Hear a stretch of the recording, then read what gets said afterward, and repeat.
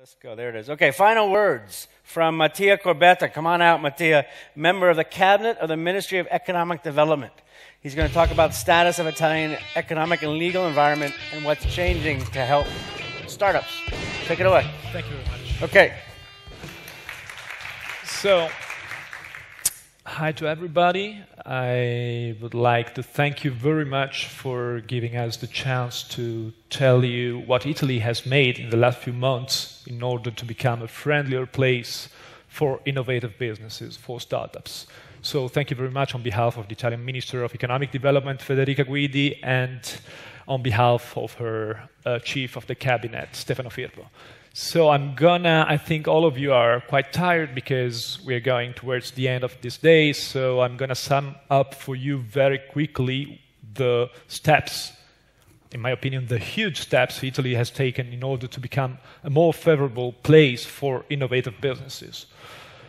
So the story I'm about to tell you begins 1.5 years ago with a decree called Restart Italy, because we thought that the lack of a national policy supporting innovative businesses was like a national emergency that had to be tackled as soon as possible when we were hired by the Ministry of Economic Development. And so that's what we did. We set up a task force, including 12 top members, and they drafted a report. And this report inspired largely the Italian startup law.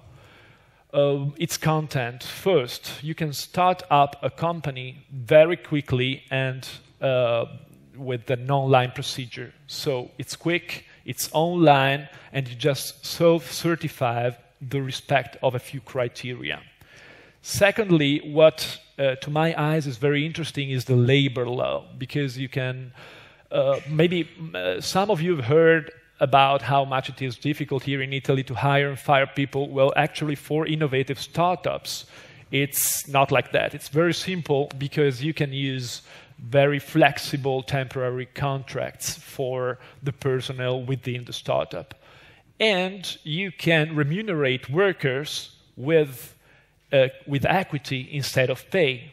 Not only workers within the startup, but also external consultants, such as legal advisors, for example, or developers or programmers.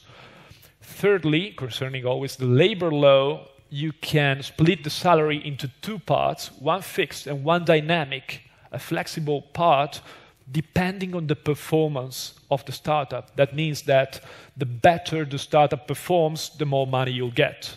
Fourthly, and I'll finish with the labor law, you can hire highly qualified personnel benefiting from a 35% tax credit. So now let's talk about the money, the most important issue for all entrepreneurs that want to start a new business. Actually, honestly, humbly, I think we've done a great job because we are the first country on earth, and I'm very proud of it, to have introduced a specific set of regulations regarding equity crowdfunding. Secondly, there's a public fund guaranteeing 80% of bank loans going to startups. That is, the bank just risks 20%, and this is supposed to, and it's not just supposed to, because it's actually working, this is encouraging many banks to give loans to risky companies such as innovative startups. About 50 million of euro have been given in the last 15 months thanks to this measure. Thirdly, and most importantly, venture capital. We have set up a scheme of robust tax relief on investment going to innovative startups and coming from business angel, corporates, and venture capital companies.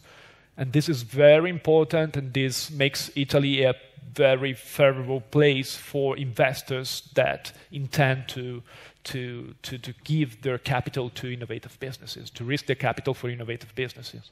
Then we have other things like the Italian Trade Agency granting startups, when they want to go international, giving them robust services with huge discounts on the traditional prices applied to other companies. And very importantly, we have a fail-fast procedure helping those companies that haven't performed in a positive way to finish their business and start and to move on to the next thing very quickly. Very important. This is no pie in the sky. It's not dreams, it's reality. More than 2,000 startups have been set up in the last 15 months thanks to this law. So we have more than 2,033 startups. They're scattered throughout the national territory, and they operate in many sectors, including biotech, digital, ICT, pharmaceutical, manufacturing, and so on and so forth. So the objective, the vision, is that we want startups to inject innovations within the traditional entrepreneurial arena of our country. And it's working. And it's working very good. And to be honest, in the last 2 years, we have tackled many troubles concerning our political situation. We have had 3 ministers, and it's been very stressful. But all of them have been very committed in helping this policy work, go on, proceed. And actually, what our current minister, Ms. Federica Guidi, is doing is to launch a new policy intending to give, with a fast track, a very simple procedure, visas to those extra-EU citizens that intend to set up an innovative business in Italy. This new Italia Startup Visa policy will be launched in the space of 3 weeks, so help us spread the word. I don't know if any of you have any questions. I would be grateful. I could, of course, satisfy your curiosity towards our policy. I don't see any. Oh, okay. Fantastic. True. So the website of the Italian Ministry of Economic Development is www.mise, that means Ministero dello Sviluppo Economico, mise.gov, like government.it. There you'll have a flag with a button with written Startup Innovative, that means innovative startups, and there you have an executive summary of the policy, also in English. Moreover, soon, as I said, there will be the site dedicated to the Italia Startup Visa policy, and it's going to be called italiastartupvisa.mise.gov.it. Sorry for the many dots, but it's like that. If you want further information, of course, do not hesitate to contact me. My email address is name.surname@mise.gov.it. Twitter, Corbetta Mattia. So just please do not hesitate to ask me for any further information. Any other questions? Yeah, I can't see you because the light is killing me. Yeah? No, it's European countries or no. This law is applicable for any entrepreneur, regardless of his or her nationality. The company has to be set up in Italy, so it has to have its main seat in Italy. This is the only condition regarding the territory. But of course, he or she can be Italian, German, Chinese, or Brazilian. Doesn't matter. Thank you. So, thank you very much. Please help us spread the word. Italy has become a friendlier place for innovative startups. Thank you.